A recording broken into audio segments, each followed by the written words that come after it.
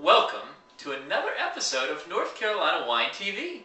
Jeff, I believe this is episode number 5. 5. We have made it to 5 episodes. 5 episodes. It's big. Drinking North Carolina wine. I am one of your co-hosts, Jeff Cohen. I'm the other. I'm Kip Bodner.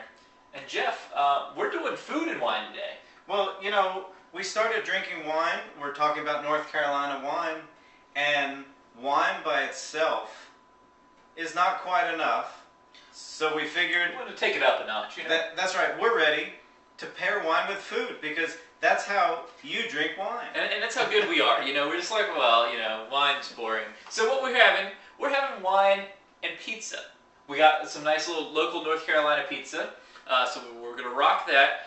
And today we have a wine from a winery that you've all probably heard of because Jeff, fun fact, Jeff shared a fun fact with me about the Biltmore winery, which is the wine we're having today. The Biltmore winery, can you believe, is the most visited winery in the United States. 1 million people a year go to the Biltmore. That's a lot. Well, obviously the Biltmore winery is part of a big tourist attraction in the Biltmore estate. And the Biltmore winery makes a ton of wine. But what you may not realize, some people may not realize, is that a lot of the wine that's made at the Biltmore winery, the grapes aren't actually grown in North Carolina. The Biltmore estates buys grapes from all over the country. You know, California, New York, other wine growing regions. And so you need to be careful and look at the bottle. For example, today we're going to be trying the Century Red Table Wine. And this is a blend of Merlot and Sangiovese. Merlot is a traditional French varietal that's in most Bordeaux blends out of France. And Sangiovese is often found in a lot of Italian wines, and it's not really grown a lot here in the U.S. But it also will tell you, normally on the wine, you'll find where the grapes were grown. You'll see Sonoma County for a lot of wines in California. In North Carolina, you'll see a lot of Yadkin Valley. Right.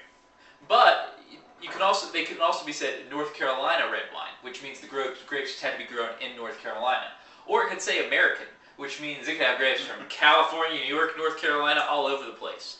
So you want to look at the location distinction, because even though this wine is made in North Carolina, at least some, if not all, of the grapes were grown other places. Right. So we're talking about wines on the show that are produced in North Carolina, but not necessarily grown in North Carolina. And we actually had this discussion when we were over at Total Wine, picking this wine out, making sure that we wanted to get a Biltmore wine. We wanted a red to go with our pizza, and this seemed like a good choice. So retail price on this bad boy, $11.49 at Total Wine in Durham, North Carolina. So it's probably around that everywhere else around the state and elsewhere. So Jeff, let's pour this and get into it. First, we're going to see how it is without the pizza, and then we're going to drink some with the pizza. We need to look at the bottle, because remember, that's right. God damn, we're marketing guys. At our hearts, we're marketing guys who like wine, and I really like this bottle. Jeff goes, let's get that one, because I really like that bottle. Because the Biltmore Winery, if you don't know, you can go onto their website and everything. They have, like, I don't know, 20, 25 different types of wine that they produce. And so, all kinds of options. But Jeff really, really liked this bottle, so this is why we picked this, and this is why you guys are hearing about this wine today. That's right. Why do we like this bottle, Mr. Cohen? It has an etched glass picture of the Biltmore estate, and it's really cool. I will say very classy. Pretty good quality glass.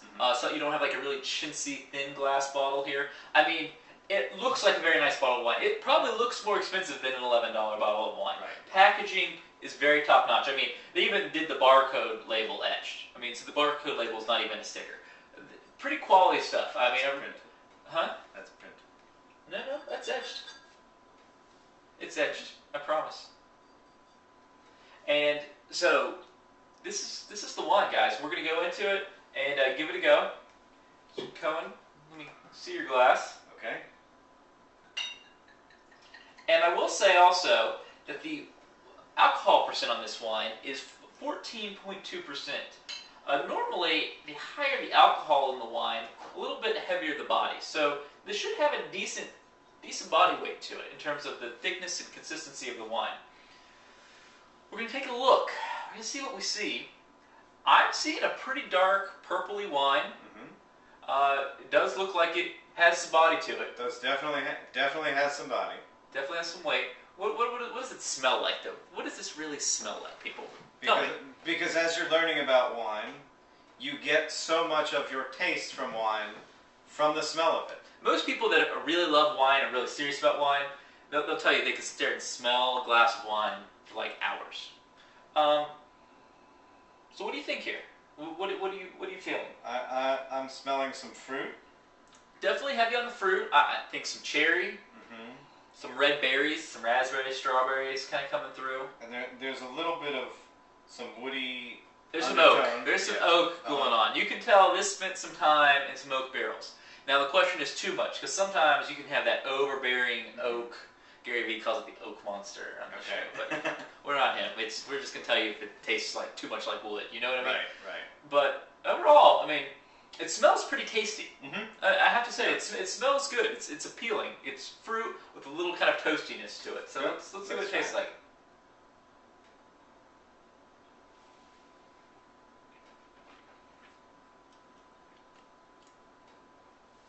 That's a good red wine. The fruit definitely comes through.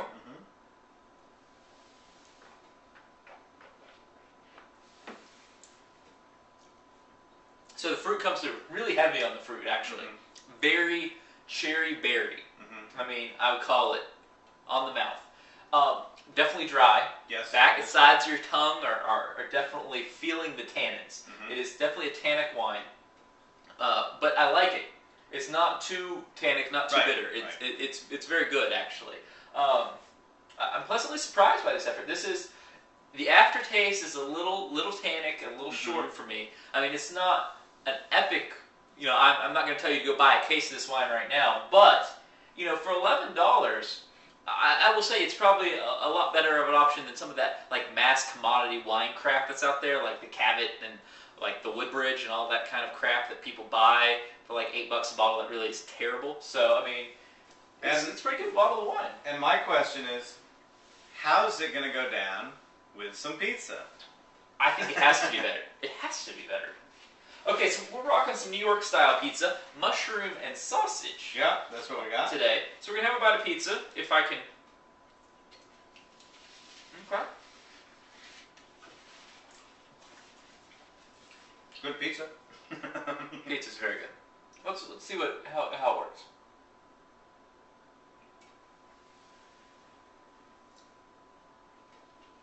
It's pretty good. I think I'll let Jeff chime in a second. The pizza takes that tannic back end away. It's a much smoother finish with the salt and the fat from the pizza. It's partly Sangiovese, and that's an Italian, very familiar in Italian wines, which obviously are consumed with pizza and tomato products, pasta and breads and whatnot, and they do complement each other really well. What do you think? I would not have known how to explain it that way. But I'm learning about wine as you're learning about wine. But no, that is a really good explanation.